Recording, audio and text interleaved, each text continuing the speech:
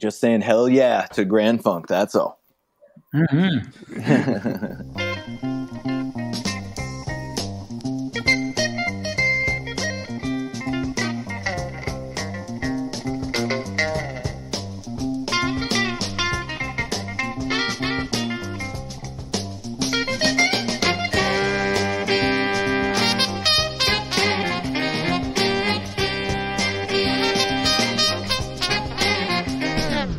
Welcome to I'd Buy That for $1, a podcast about inexpensive, common, and underappreciated records that are waiting to be rediscovered. I'm your host, Sean Hartman, part-time roadie, freelance pyrotechnician, and volunteer firefighter. You do a lot for the community, Sean. That's kind. Yeah, I'm here from start to finish. I'm co-host Jeremy Ruggles, and I'm trying my hand at writing a nice nonfiction book about a kitty cat. Oh. Aww. It's a very unlucky kitty cat who's died 8 times, and now he's on his 9th alive. 9th alive, huh? Yeah. His 9th time being alive. Interesting. Yeah. The stakes are high. So what are you calling it? A 9th alive, duh. Yeah. Like, look forward to cracking that one open. I'm sure you do. I'm co-host Peter Cook, and I'm starting a real estate company that's going to be so big it knocks Remax off the map.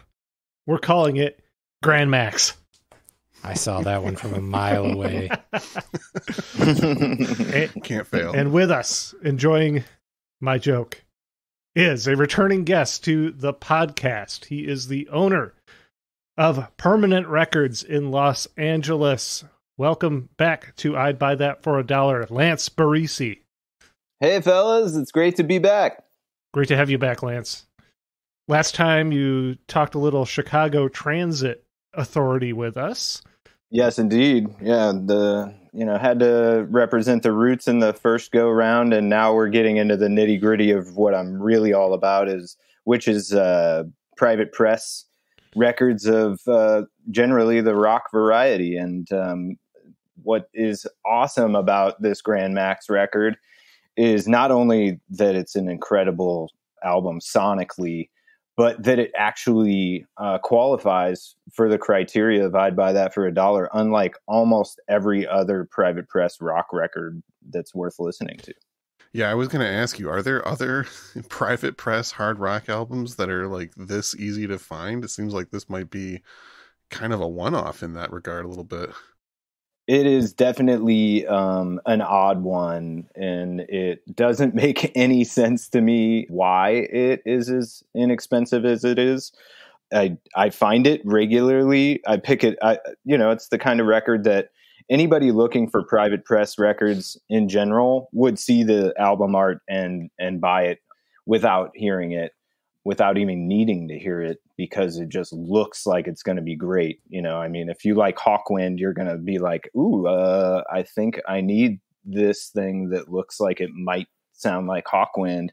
And it doesn't really sound like Hawkwind, not exactly anyway, but it is one of the very few private press LPs in the rock world, especially from, the mid to late 70s, that is actually listenable from front to back and really, really enjoyable. And I don't think it will remain inexpensive for long, but it has been inexpensive and fairly common, especially for a private press record. Yeah, this is their debut album, A 9th Alive, the Granmax debut from 1976 on Pacific Records. Where do we want to start to give them a taste of this dollar bin magic? I mean, let's just get right into one of the best titled tracks on the album, Glitter Boots Boogie.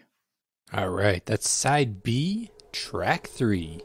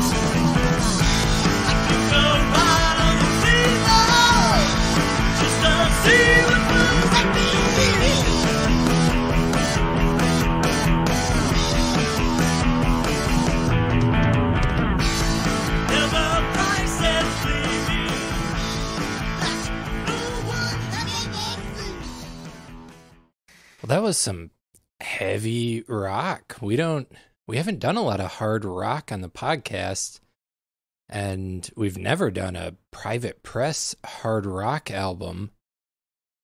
And I couldn't find a whole lot about this album, Lance. Do you know much about it? The extent of my knowledge about Granmax and this album in particular begins and ends with what I can read in the on the liner notes on the back cover, and obviously, what's listed, the information listed on Discogs. But luckily, I found somebody who can tell us a lot more about this album. His name's Tim McCorkle. Whoa. Tim McCorkle? Hey, how's it going? Hello. Yeah, what do you need? I'll do the best I can, man. Do you want to tell our audience what your relation to Granmax is?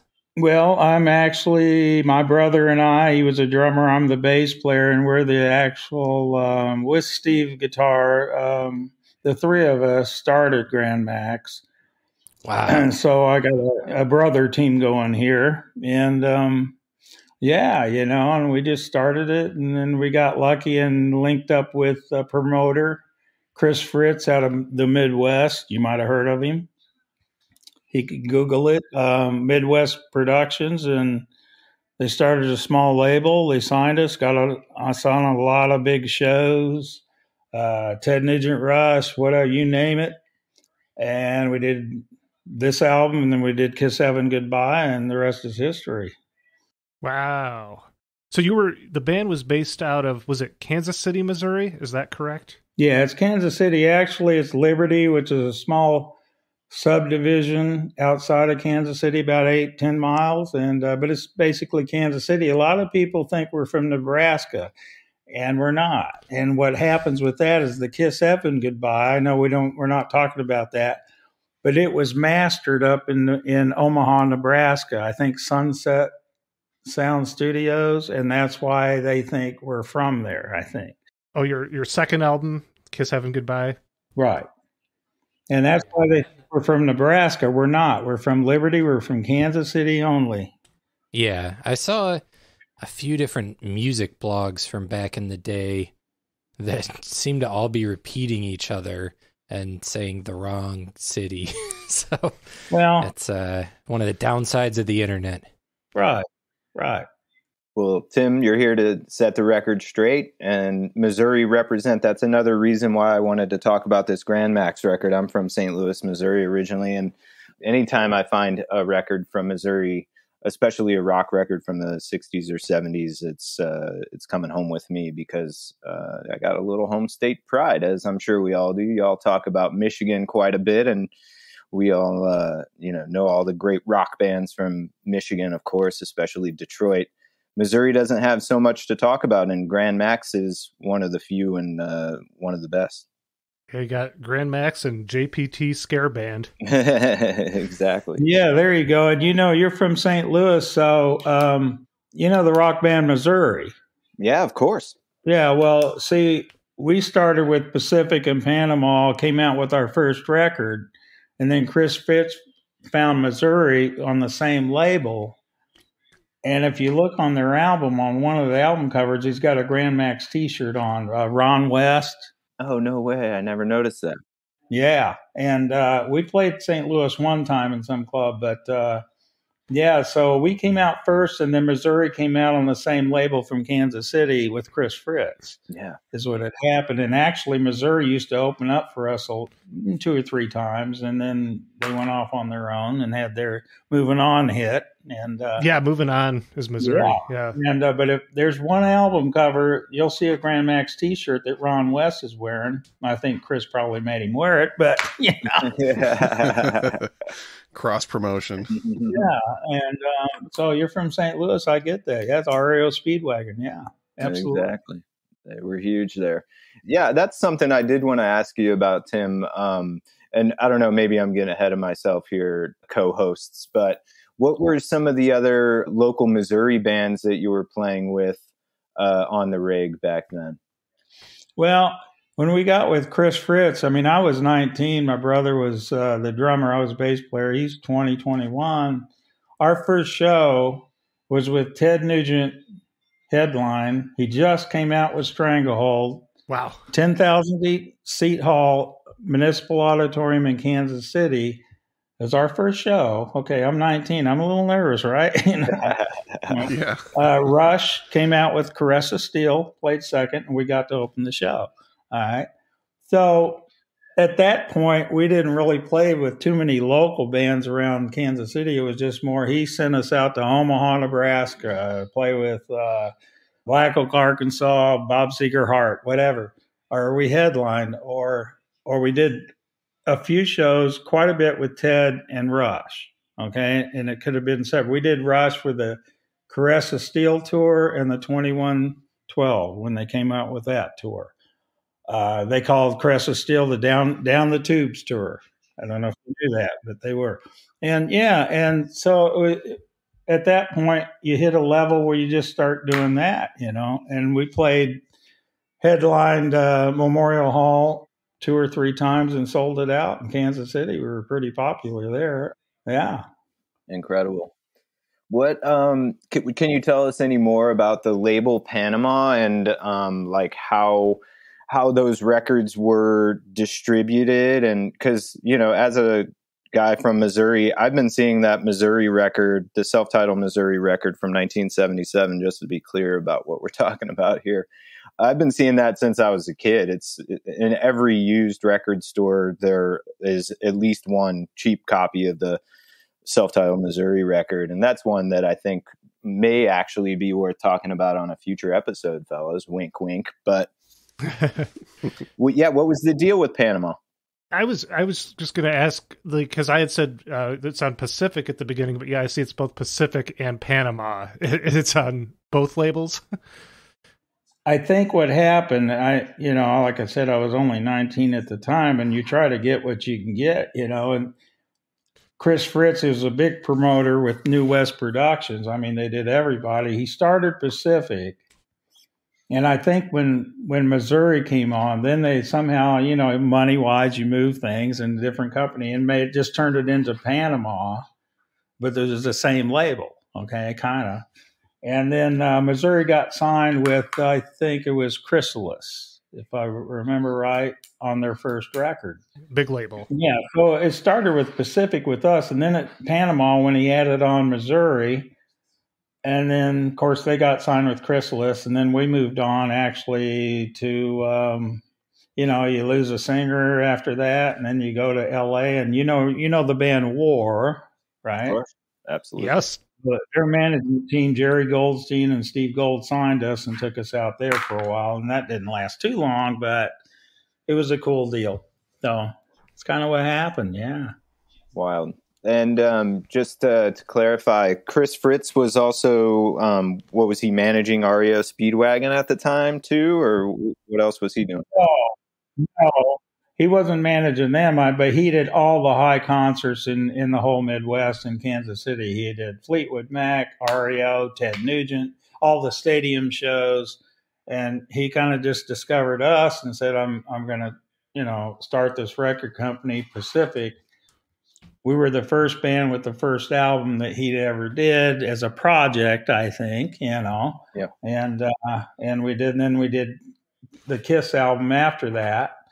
And then he did Missouri. And then after that, I don't know, we split, we parted ways after that. But he was a huge promoter. If you Google it, you'll see Chris Fritz. He did everything in the Midwest with New West Productions. And so why wouldn't you go with it, kind of thing. And yeah, that sounds like it had to have been pretty exciting, especially at 19, like you said, just seemingly getting introduced as the heavy hitter local band with all this opportunity in front of you.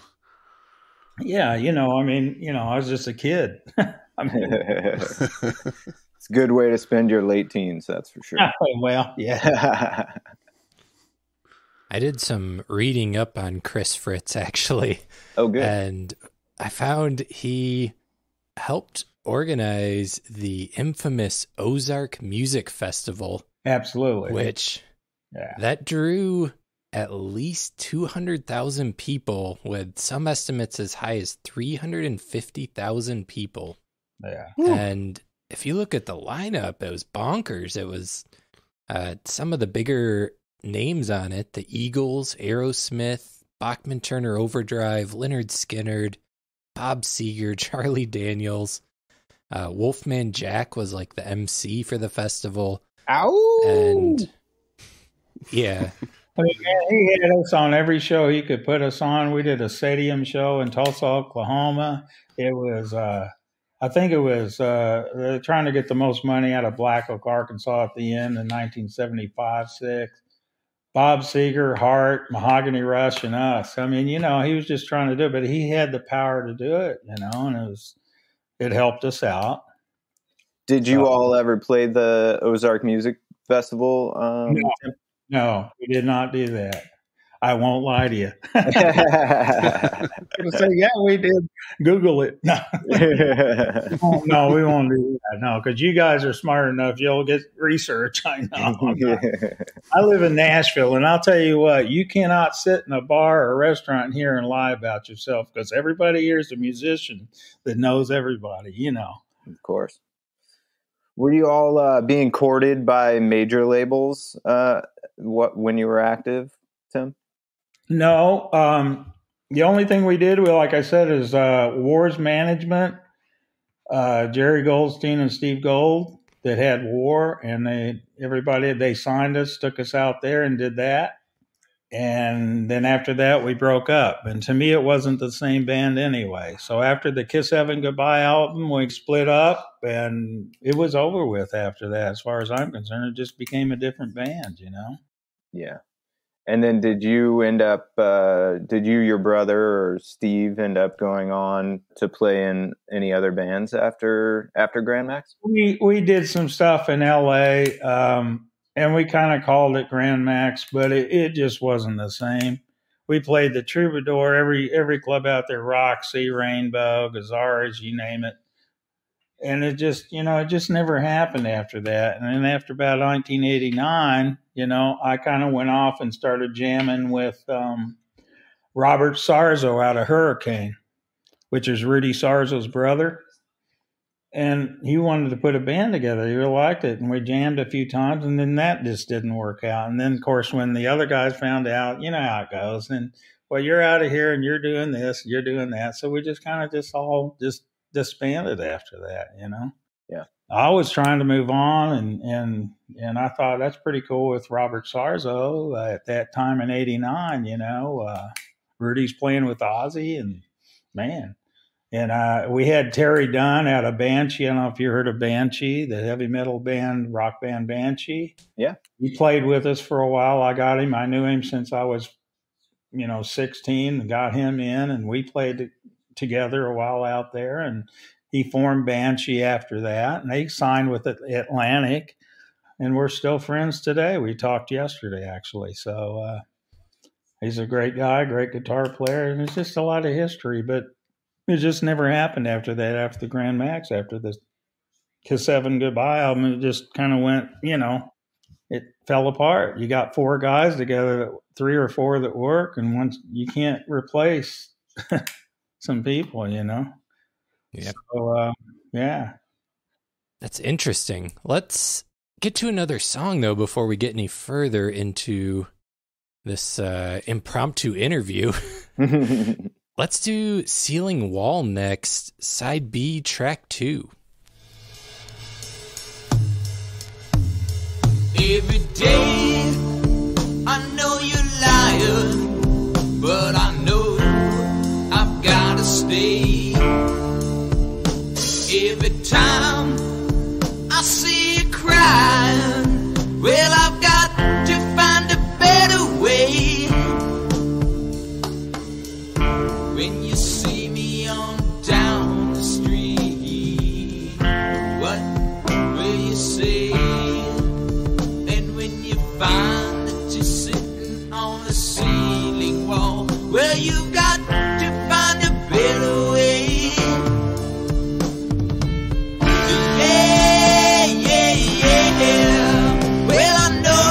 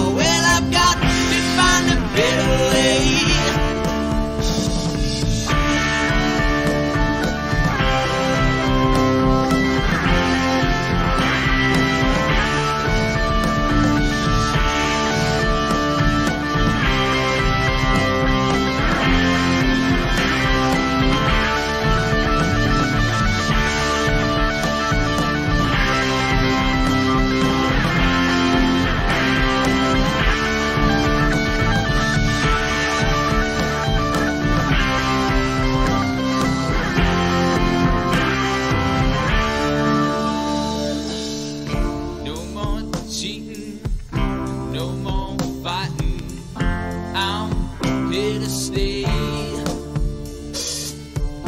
No more lying, no more crying. Well, I've got to find a better way.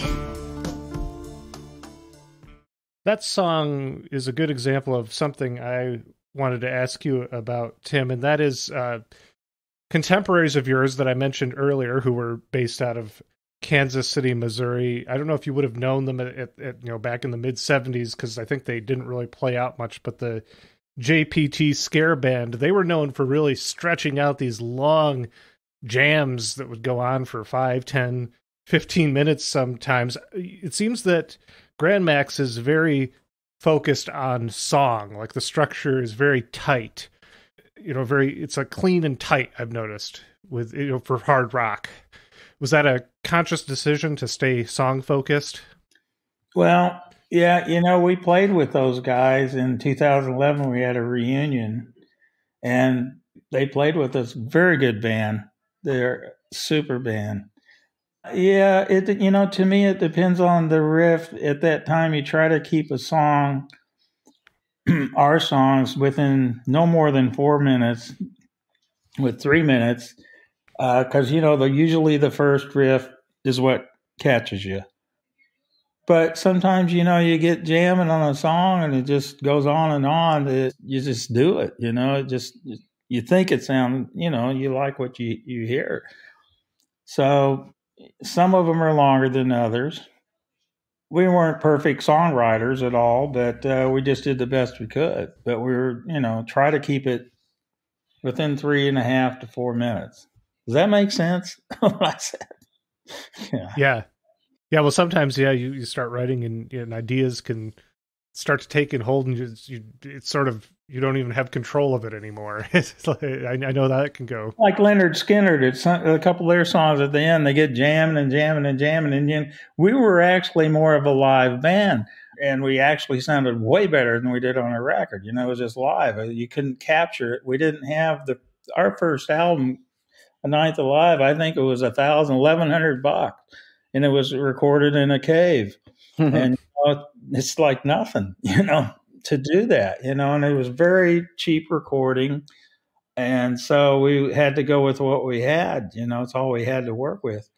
So, but live, it wasn't even the same band. I mean, it was like, wow, you guys sound so much better.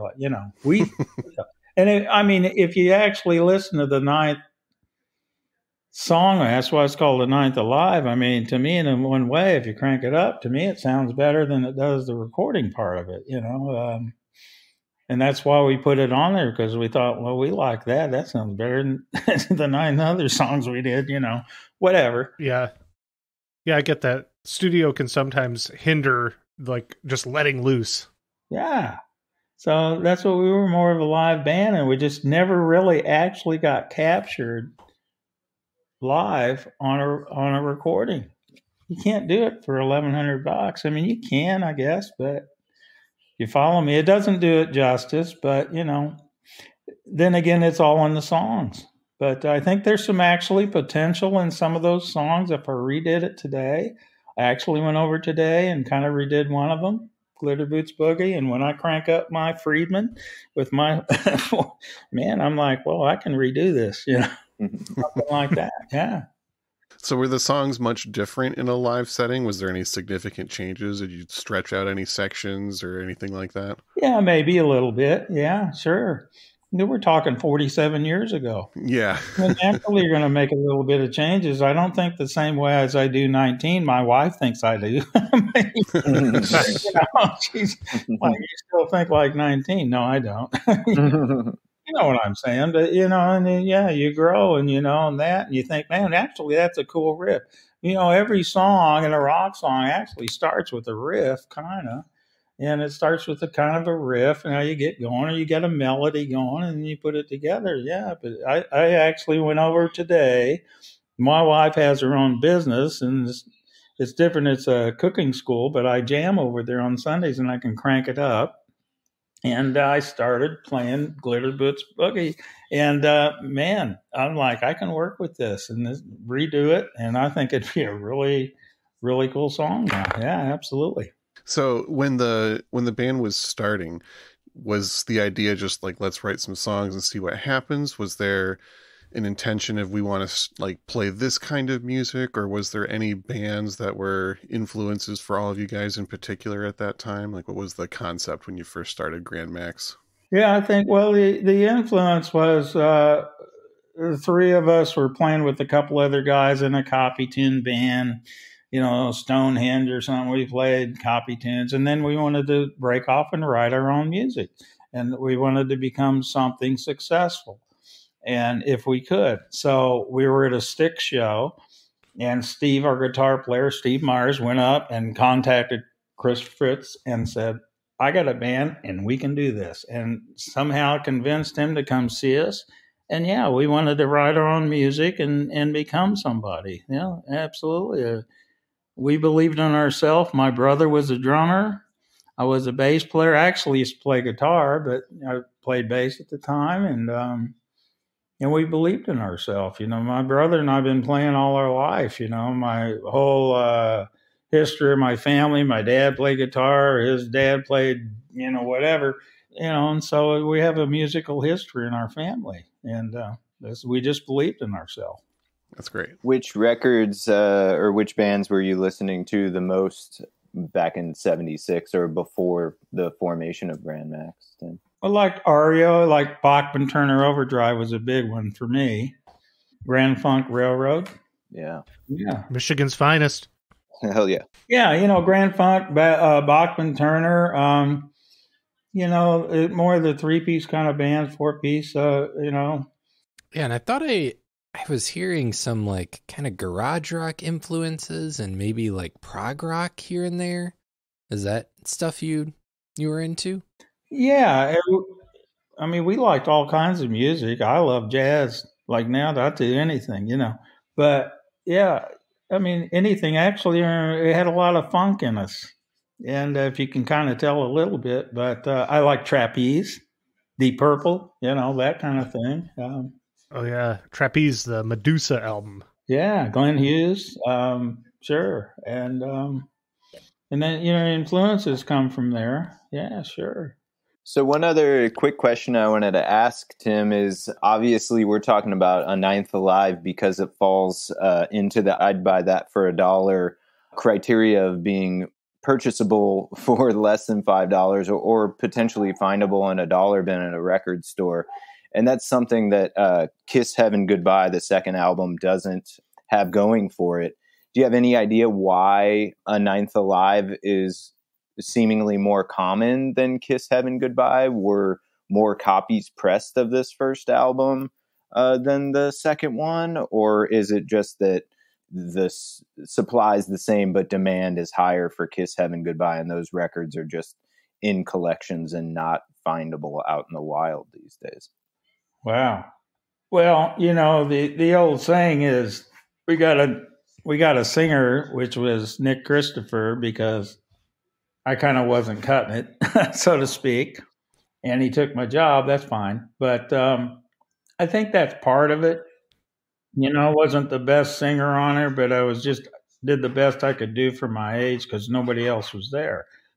At the same time, A Ninth Alive had a lot more praise. It sold 50,000 that I know of, which is not a lot. That's not bad though. Because they only pressed 2,000 copies of it. I don't know why it went viral, expansion like that. We all don't know why, but it did, but it only had 2,000 copies pressed on it. That was the second album.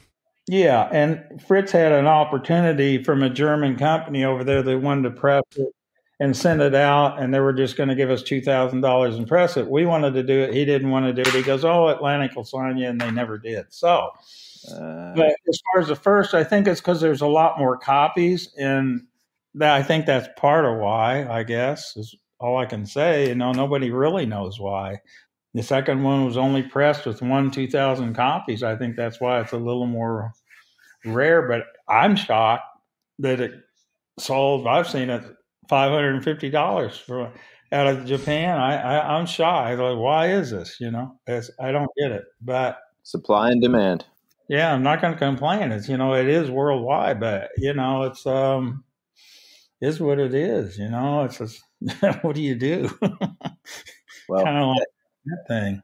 that explains it perfectly. I had no idea a Ninth Alive sold in the tens of thousands. That's pretty phenomenal, Tim. Yeah, it hit 45, 50,000 the last I heard from Fritz, but that was in 76 or whatever. And it, he had it distributed out at some point enough that it probably did that, and even the Kiss album, when it came out, it was sold for $6. You're saying 5 or under. Can't we just knock $1 off on it? Back in the day, it was only, come on, guys. It was only $6 back in 1978. Come out at Capers Corner, $6. I mean, let's just knock $1 off. We're good. Because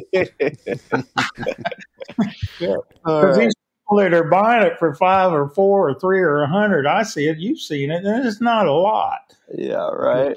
I'm not getting anything off of that. I don't get anything off of that. They're just selling it like and I've sold a few of the ones I had for that, and I get it off of that. But if they sell it, it's just a personal thing, and I get that. But this is not a record company doing that.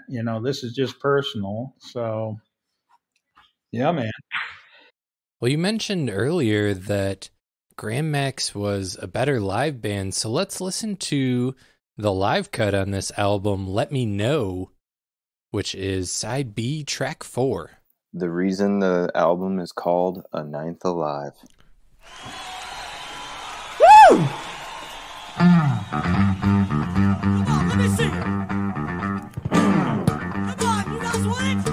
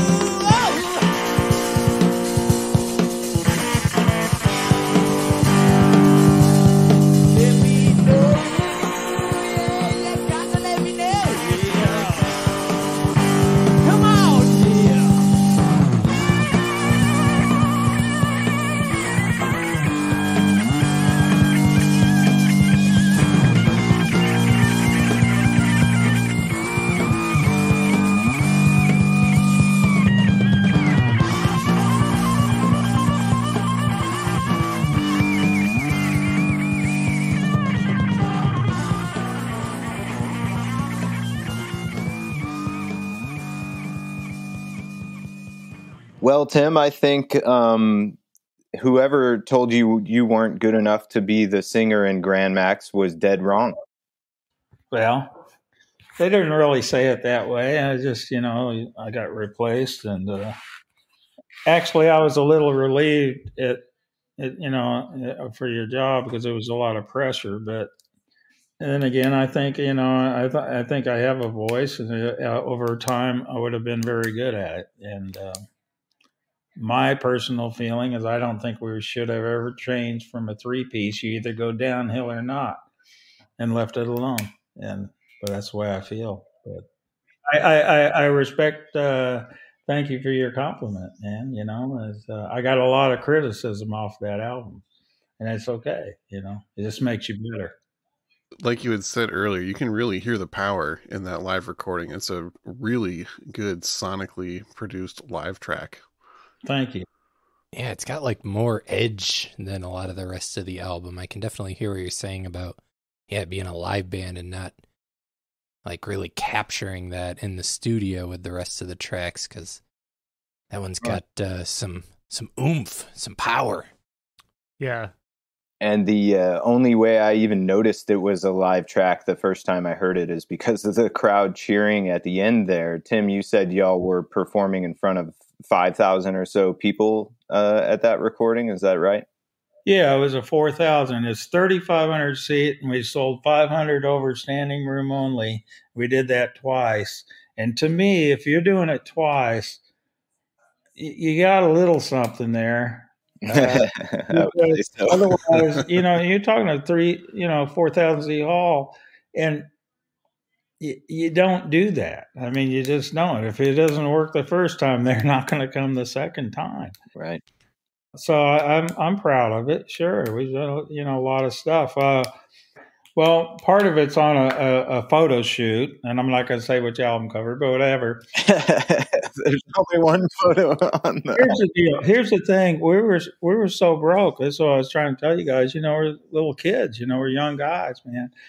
We made all our own equipment. We made our own cabinets, not heads but cabinets. I had 815s for bass, own Marshall cabinets. Photo shoot we're doing. We made our own bond pots. We used 1/4-inch steel, welded, half a pound of gunpowder on each side of the stage, opening for Ted Nugent Rush in a 10,000 seat hall. That works. The side monitors out. When we did the album cover for I know we're not talking about our second, we used the same thing in a 1,100 seat. We learned not what to do, but not what not to do. See? And I'm telling you, and it blew the backs off the cabinets. Oh, no. Every speaker, if you ever look on it, but I mean, and then Channel 5 News was in the same building in Kansas City. We did this at 5:15. The 5 o'clock news was on. They came on. I'm serious. They came on and they said, "We just think Kansas City just had an earthquake." Then they came on 5 minutes later when, in the building said Granmax was doing a photo shoot off bomb pots. It literally, we were opening for Nazareth in 4 days. We had to pay $1,500 for new speakers in every cabinet. It just, yeah. Whoop. But you got a good story out of it, at least. Another one. I'm opening for Ted Nugent. We're opening for Ted Nugent, Paducah, Kentucky. Little tiny boxing arena. He only sold 75,000 copies of Stranglehold. He didn't know where it was going to go, and it only held 2,000 people. We wanted to use those bomb pots there. They said no. So we're doing our sound check like at 4 o'clock, and his band's coming through. Here's Rob Grange, Derek St. Holmes walking through our equipment to get to we had to share the dressing room. It was that little. I'm playing my bass, and Rob Grange, I hope I can say this, and you'll block it. He goes, "You're rattling my balls, man."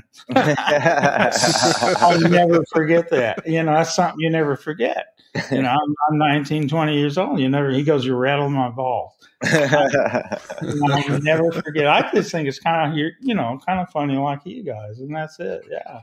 Yeah, that quote should have been used on the hype sticker for Kiss Heaven Goodbye, and you would have sold 40 or 50,000 copies of that one. Well, this was during the Ninth Alive, during the Ninth Alive, yeah. Yeah, if anybody is curious as to what that looks like, the Kansas City earthquake photo shoot, go look at the album cover of Kiss Heaven Goodbye, and you get a good idea. If you look at I had 815s for bass, and you'll see, I think my 2 cabinets, and it moves on. You'll see the cracks in the speakers. Oh, wow. It literally blew the back off the Marshall cabinets on the guitar. They're screwed in, every 6 inches. The backs were about 2.5 inches blown off the back of the cabinet. So it went through the speaker, blew the back off the speaker. Yeah. Unbelievable. Oh my gosh, it was unbelievable. This is, I mean, our hearing, you're looking at each other going, what the?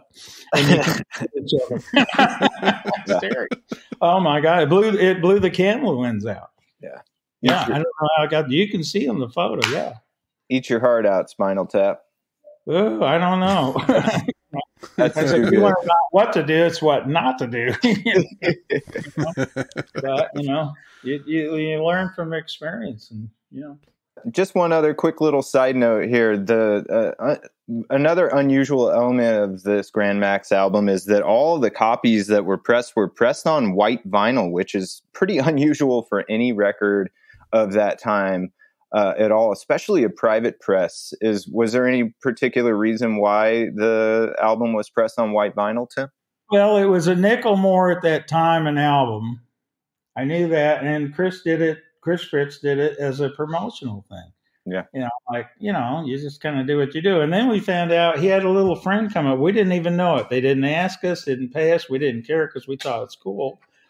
He goes, man, do you know your album's in the 1979 Playboy issue with Raquel Welch on the front? What? On 2 pages in between a girl's legs with the Rolling Stones Red Album, and ELO had a different color out. They were using colored albums. Yeah. And ours is in there twice on both pages. It says Granmax. You can look it up all you want. 1979, Raquel Welch is on the front. And, R.I.P. They didn't ask us for free promotion, but that's kind of why he did it. Yeah, it's a promotional. Back then, you didn't do that a lot. And he was trying to push it, I think, to get it like, oh, wow, look at this, Yeah. Well, a nickel well spent. It was a nickel more. Yeah. I wanted to know whose legs they are, though. I got to be careful. My wife's right here. Happy wife, happy life. Yeah. Well, Sean, we're curious what earth-shattering recommended similar albums you have brought to suggest to our listeners. All right. I got a couple good ones here, and I imagine Lance might have a few additions after I'm done. But first up, something that I think the artwork reminds me a little bit of it. The music reminds me a little bit, and it's kind of an obscure hard rock record that isn't as expensive as it probably should be yet. White Witch, A Spiritual Gathering from 1974. Amen. Ooh, I've never heard of that one. I don't know a ton about it. Lance, are you familiar with that record? Yeah, of course. That one's great. That's a very good recommendation and an unsung. That's not a private issue album, but it is pretty obscure and it's great all the way through. Yeah. Been seeing that one around for a long time, and it's always a fun listen. Next up is a record that I know Peter's into, Stars, self-titled from 1976. Yeah, they're somewhere between power pop and glam rock. STARZ. Correct. Yeah, like you said, there's a lot of emphasis on the song with this Granmax record, so I wanted to get something that kind of has that more pop-leaning song structure on there, but still fully within the rock world of the mid-70s. And last suggestion, one that we have featured before, Paris, self-titled from 1976. Oh, yeah. Bob Welch from Fleetwood Mac. Correct. Doing his kind of Zeppelin-esque hard rock side project. And to chime in, just since you asked me to, I'll chime in with, since we already mentioned Grand Funk, the best Grand Funk albums are not cheap, unfortunately, not anymore. But the live album, the double live album from 1970 is one of my favorite live albums of all time. It's a double LP, as I mentioned already. It's got really long versions of songs you're already familiar with if you know Grand Funk, and really just shows off. It's a good example of the prowess of that particular band. Another one that's pretty obscure and is kind of around the same time as Granmax's material is an album by a gentleman named Randy Orange. The album is titled Split Orange from 1979. I don't see it often, but it is cheap when I do. And I filed a copy a long time ago and have enjoyed it ever since then. It's also on colored vinyl, of course, on orange vinyl. Thanks, Randy Orange. And one that kind of leads us into the plugging part of the podcast is the Johnny Barnes Story album from 1980 by Johnny Barnes. That's a really cheap self-released album on his own label called Nightcrawler Records. And Johnny Barnes was featured on Brown Acid with his song Steel Rail Blues. That was on the sixth trip, the sixth volume of Brown Acid back in 2018. We've come a long way since then. We're about to release the 16th trip here in the next couple months. And yeah, that's one of the many things that I do is the Brown Acid compilation series. Wow, cool. Which is, for those who are uninitiated, Brown Acid is a compilation series that compiles late 60s and early 70s hard rock, heavy psych, and proto metal. In addition to Brown Acid, I also curate a heavy metal series of compilations called Scrap Metal. Scrap Metal is the natural progression of the Brown Acid series, where I compile heavy metal 45s from the late 70s and 80s, all private press singles, mostly done by bands that self-released one record and called it quits. Wow. Which is part of the reason why I got in touch with Tim, because I thought Granmax would fit in well on Brown Acid, and maybe we'll be able to work something out, but I'll give Tim the microphone now to promote what he's got coming on. Unfortunately, somebody beat me to the punch, and the Granmax albums are actually being reissued. I got an offer about 4 months ago from Sonic Records. It's Cult Metal Classic. They so far seem like they do a pretty fair job. I mean, and it's been so many years. I thought, well, nobody else has come forward, and and so they offered a fair deal, and they were going to get a lot of money off this stuff. I mean, and I just more wanted the reissue of the to be on Spotify, YouTube, and iTunes, and Apple Music, and all that. So far we're working a deal out. It's kind of finalized, but it's not finalized yet. It's not on there yet. So it is finalized, but looking forward to seeing those reissues out there. Yeah, that's very exciting. Well, yeah, Lance, thank you so much for hooking this up and bringing Tim on. It's, of course, we'd be remiss if we didn't mention Permanent Records in Los Angeles. I'm a frequent shopper there, and I live nowhere near Los Angeles. I've never been there, and that's because I follow you on Instagram at Permanent Records LA account, where you frequently, daily, post things in stock that you have, and all people have to do to claim them is comment with a spicy version of Dibs. I got a whole bunch of Carly Simon records for next to nothing recently. I've gotten some Melanie records, and even Bobby Gentry stuff for a pretty good deal. Care to elaborate on the spicy version of Dibs and at Permanent Records LA? Absolutely, yeah. Like basically at the beginning of the pandemic, when our shops and the Permanent Records Roadhouse were shuttered, and just to kind of digress for a minute, the Permanent Records Roadhouse is a live music venue, a bar, and a record store all under one roof. We host live music 5 nights a week. We have touring bands, lots of incredible local bands, everyone from the OCs to Jay Mascis to Fred Armisen and Reggie Watts have performed there. And we're open from noon until midnight, 5 days a week. And if you are in LA or know someone that is in LA, you should send them our way. But in addition to what we do there, we take records out of our bins and put them up for sale on Instagram. Yeah, like Peter said, almost every night, and generally about 100 records a throw. And it's everything from I'd buy that for $1 fodder, cheap stuff, on up to hundreds records that are worth hundreds of dollars and everything in between as well. So if you like to buy records and are in a place where you don't have access to them with ease, this is a very easy way for you to buy things. And it's about as easy as it gets. You're already on Instagram. You might as well just comment dibs on something that you like, and we'll ship it to your doorstep.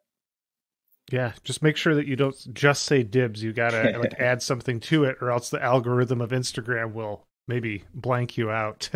Yeah. I just saw, right before we started, I saw a Canadian pressing of the Flying Burrito Brothers' Gilded Palace of Sin. I was like, ooh, I'm tempted.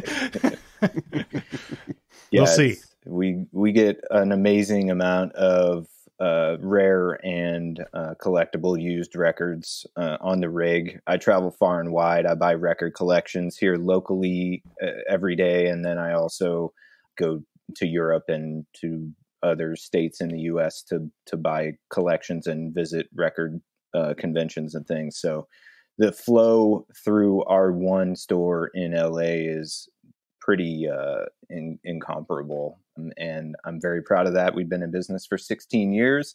Yeah, now the in 2019 the new chapter of Permanent Records began, and now it's like the Disneyland for record lovers. That's awesome. And you had Nardwuar there. Nardwuar, yeah, he was interviewing Don Tolliver in our store a few weeks back, and what an honor and treat it was to host Nardwuar, the man, the myth, the legend. Doot doot doo. Doot. All right, well, do we have any final thoughts before we get out of here? I have one. Those of you who are familiar with the Acid Archives, which is basically the Bible for private press records, should know that the Granmax is featured in the book. Oh yeah, Acid Archives is basically a compendium of private press LPs from the 60s through the 80s for the most part. And the quote from the Granmax section is that fans say that the addition of Nick Christopher is what made Kiss Heaven Goodbye such a leap forward from their less interesting and much easier to find debut album, A Ninth Alive. And although I think Kiss Heaven Goodbye is a great album as well, there's absolutely no reason you shouldn't buy A Ninth Alive for any price, especially the kind of price you can get it for very easily on Discogs or in a store like mine. It's well worth the $8 or $5 or less that you'll have to pay for it. And I think we just showed you why. Excellent. Well, thanks for coming back, Lance. Thanks, Tim, for joining us and sharing all that info. I just want to say, if I can, I want to thank, first of all, Lance for thinking of us and getting us on this podcast. That is super. And then, is it Sean? Yep. And I want to thank you so much for being involved. Are you in LA? I am in Philadelphia, actually. We're all over the place today. But thank you so much for being involved. That is super. And Jeremy, and you're in LA or? No, me and Peter are in Michigan, Kalamazoo, Michigan, home of Gibson Guitars. Wow. Okay, I'm in Nashville. Yeah. Wow. Which is okay. The new home of Gibson the Guitars. new home of Gibson, yeah. For the last 40 years. Thank you so much for being involved. I am so psyched on this. Didn't expect it. And it's very cool. You guys do very good work. Very cool what you do. I thank you so much. Oh, well, thank you for coming on. It's been an honor. This is a very cool new step for us on the podcast. It was a very neat deal. Yeah. Thank you guys, man. Really. From the bottom of my heart, thank you. Thank you, Tim. Awesome. Well, what are we, what was the song we had queued up to go out on? Take You Away is going to take us away, right? Perfect. Well, thank you so much for listening to yet another installment of I'd Buy That for $1. My name is Peter Cook. My name is Jeremy Ruggles. I'm Sean Hartman. And I'm Tim McCorkle, the Granmax. There you go. I don't know if I was supposed to say that or not, but Yeah, yep. That was perfect, Tim. And I'm Lance Barisi from Permanent Records.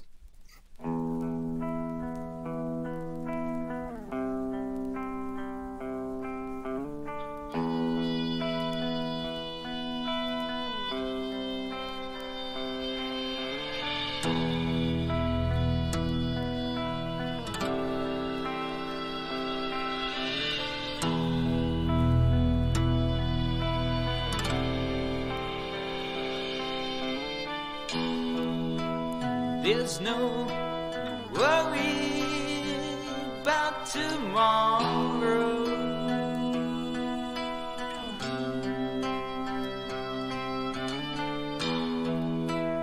There's no trouble in your life.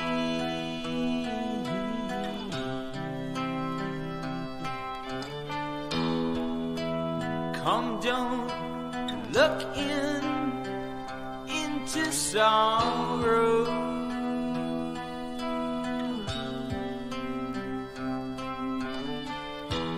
'Cause I'm coming to take you away.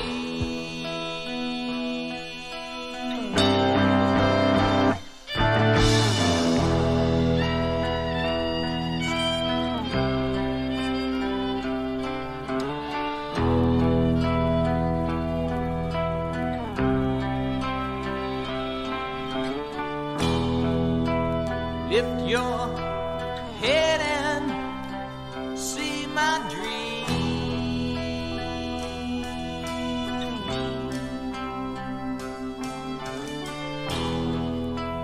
Make your time